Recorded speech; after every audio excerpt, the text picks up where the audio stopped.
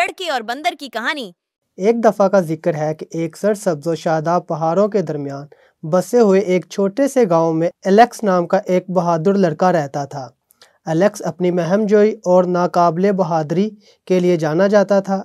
ایک دن جب اس نے اپنے گھر کے قریب گھنے جنگل کی تلاش کی تو اسے میلو نامی ایک شرارتی بندر ملا۔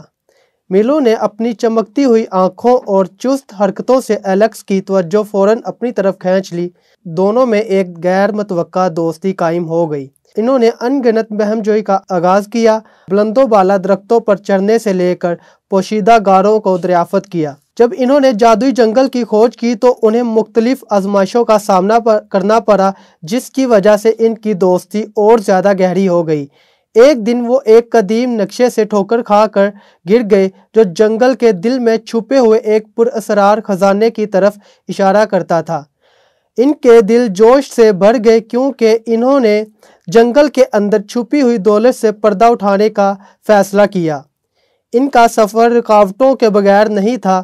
انہوں نے کانٹوں کی جھاڑیوں کا سامنا کیا، غدار دریاؤں کو عبور کیا اور خزانے کے راستے کی حفاظت کرنے والی صوفیانہ مخلوقات کا سامنا کیا۔ اس سب کے دوران الیکس کا عزم میلو کی چالاک حرکات ایک دوسرے کی تکمیل کرتی تھی، جس سے وہ ایک مضبوط ٹیم بن گئے۔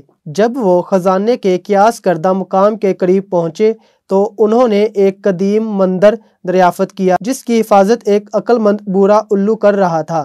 الو نے الیکس اور بندر کے ارادوں کو محسوس کرتے ہوئے قیمتی حکمت دی اور انہیں ان آزمائشوں سے خبردار کیا جن کا مندر کے اندر انتظار تھا۔ بے خوف الیکس اور میلو مندر کے اندر داخل ہو گئے، پہیلیوں کو حل کیا اور پہیلیوں پر قابو پاتے ہوئے جنہوں نے ان کی عقل اور متحدہ حکمت عملی کا تجربہ کیا۔ ہکل کے ہجروں کے اندر آخرکار انہوں نے من گھڑت خزانہ دریافت کیا، ایک سینہ جو قدیم نمونوں سے بھرا ہوا تھا اور ایک جادوئی جوہر جو ایک دوسری دنیاوی چمک سے چمکتا تھا۔ جادوئی جوہر نے انہیں جانوروں کے ساتھ بات چیت کرنے کی صلاحیت عطا کی، جس سے الیکس اور میلو کے تعلقات مزید مضبوط ہوئے۔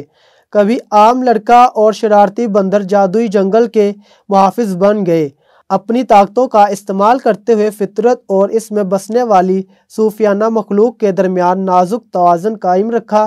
جیسے جیسے سال گزرتے گئے الیکس اور میلو کی کہانی گاؤں میں پھیل گئی۔ دونوں نے جنگل کے عجائبات کو تلاش کرنا جاری رکھا، گاؤں والوں کے ساتھ اپنی مہم جوئی کا اشتراک کیا اور آنے والی نسلوں کو دوستی کے جادوئی اور قدرتی دنیا کے خوبصورتی کو اپنانے کی ترغیب دی۔